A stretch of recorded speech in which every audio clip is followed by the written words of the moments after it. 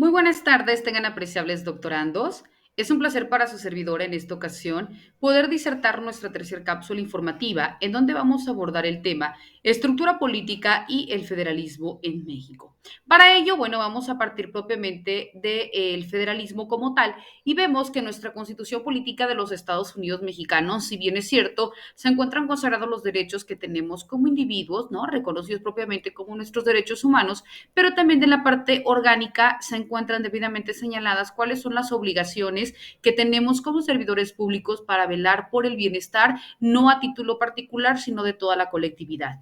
Y en ese mismo sentido, bueno, el artículo 40 de la Constitución Política de los Estados Unidos Mexicanos establece que el carácter federal de la organización política mexicana y reconoce propiamente al federalismo como un arreglo institucional que se distingue específicamente por contener una división de poderes. Esta división de poderes es sabido, que se divide para su ejercicio en poder ejecutivo, en poder legislativo y en poder judicial. Esto es para que exista una forma proporcional de mantener el equilibrio, de velar por la paz social y que, repito, sea una forma proporcional de otorgar el poder, a diferencia de la monarquía en donde el poder está depositado sobre una persona quien determina todo lo conducente y la gran mayoría de veces es únicamente para beneficio personal o de un grupo en particular, ¿no? También vemos que cuando se habla de una división de poderes, no únicamente es competencia en cuanto a los poderes ejecutivo, legislativo y judicial, sino también cómo se llevan a cabo estos a nivel federal, a nivel estatal y a nivel municipal. Vemos pues que un Estado federal es caracterizado por la competencia constituyente que tienen propiamente los Estados miembros. Y en ese mismo sentido, el artículo 40 encuentra su correlación con el artículo 124 constitucional, en donde se señala que el Estado mexicano, así como los Estados miembros, pues tienen determinadas atribuciones sobre las que pueden ejercer determinada autonomía. Esto en el sentido, ¿no? Recordemos que si bien es cierto, existen instrumentos jurídicos de índole nacional o de competencia para todo el territorio nacional, por ejemplo, la Constitución Política de los Estados Unidos Mexicanos, que va a tener efectos en todos los límites territoriales hacia todas las personas. Sin embargo, también dota de autonomía para que cada uno de las entidades federativas pueda contener su constitución política del Estado libre y soberano, por ejemplo, nuestro estado, bueno, del estado de Chiapas, ¿no? En donde se van a comprender todas aquellas circunstancias que quizá de manera muy generalizada se especifican o se citan en la Constitución Política Federal, pero deben ir mucho más detalladas en la Constitución local porque es aquella que va a resolver determinados asuntos, ¿no? Entonces, por ello también, repito, el artículo 124 constitucional faculta al Estado mexicano para que también pueda dotar de autonomía a cada una de las entidades federativas para que a través de su propio Congreso pueda determinar lo conducente en cuanto a su legislación. También vemos que estas precisiones sobre las facultades y las atribuciones del Congreso encuentran su soporte en el artículo 73 de la Constitución Política, en donde destaca que la forma de expedir las leyes que establecen tanto en el ámbito federal también están citados o están otorgados a nivel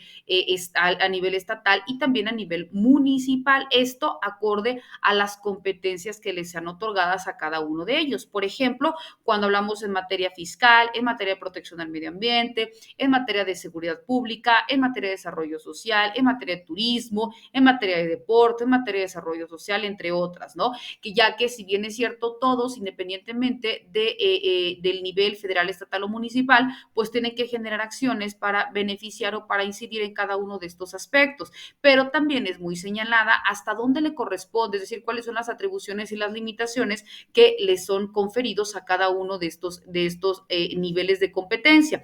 Por ello, también te dice, nos dice el artículo 73 que estamos facultados a nivel federal, estatal o municipal para poder crear o expedir leyes dependiendo de el asunto del que se trate y dependiendo también las facultades que tengamos desde nuestra trinchera, ¿no?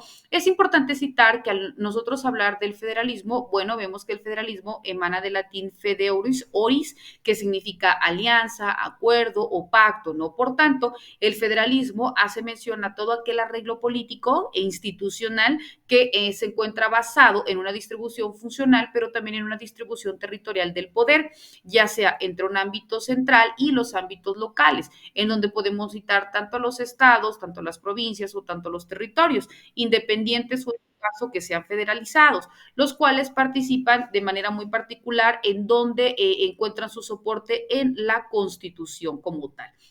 Vemos también que así como se encuentran debidamente señalados cuáles son las formas de reconocimiento en que se encuentran dividido el poder, bueno, pues también vemos que el poder otorgado a las personas es un elemento importante. ¿Por qué? Porque el gobierno es el representante del Estado que está encargado de la creación, pero también de la aplicación del orden jurídico. Y es precisamente este orden jurídico que tienen las personas para que le otorguen al Estado y sea el que realice las funciones y también que cumpla con las facilidades de la organización política. Vemos pues que nuestra Constitución Política de los Estados Unidos Mexicanos reconoce una forma de gobierno republicana, representativa, democrática y federal, ¿no? Como ya citábamos, México es una república porque el jefe de Estado, que en este caso es el presidente de la República, pues es electo de manera libre, ¿no? De manera democrática, a través del voto. Y este cargo, bueno, tiene una temporalidad que es por 6 años y que se diferencia de la cuestión monárquica porque es una cuestión